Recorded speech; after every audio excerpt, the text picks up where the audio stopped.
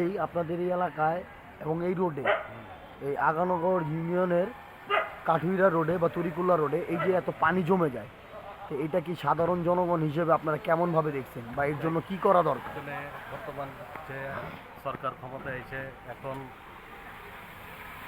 আগানগর ইউনিয়নের কোনো চেয়ারম্যান বা কোনো প্রতিনিধি এখন পর্যন্ত নাই।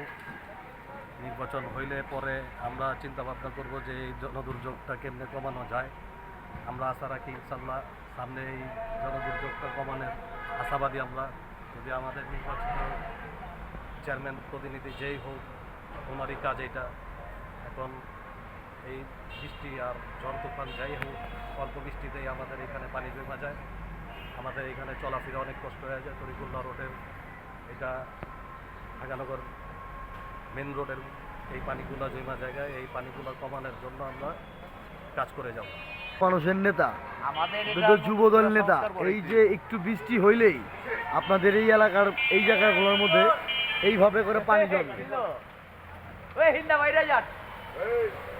পুরোটা রাস্তা ভাই পানি জমে যায়। পাইছি টাইম বেড়ায় যান। আপনারা এই জন্য কি পদক্ষেপ নিতেছেন ভাই? এটা আমাদের পূর্বের যে পরিকল্পনা ছিল সেটা ভুল ছিল। এটা আগামীতে শুধরানোর জন্য এটা নতুন করে সংস্কার করতে হবে। এটা যেমন ব্রিজের মাথায় একটা খাল ছিল, সাবেক খাল, সেই খালের সাথে এটা অ্যাটাচ করছিল ডালুটা, কিন্তু এটা মূল ডালু যাবে হলো নদীতে। সেটা সরকারি যে এরা এটা কাজ করছে, এরা এটা ভুল কাজ করে গেছে।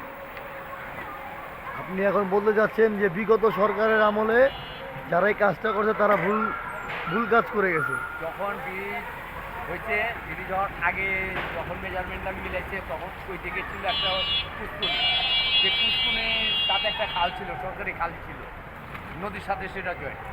এই দিক থেকে মেজারমেন্ট মিলে আনিছে ওই খালে, আর এখান থেকে মেজারমেন্ট মিলে আনিছে নদীতে।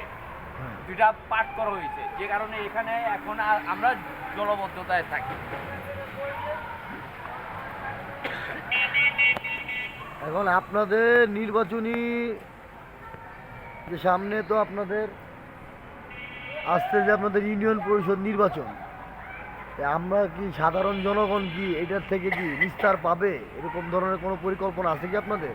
তাই ইনশাল্লাহ আমাদের যারা প্রতিনিধি আসবে এবং চেয়ারম্যান মেম্বার যারা আসবে, ওনারা এটার অবশ্যই পদক্ষেপ নেবে। এরা সরকারিভাবে সংস্কারের যেখানে যেটা দরকার অবশ্যই ওনারা এটা কী করবে, সংস্কারের জন্য আবেদন করবে।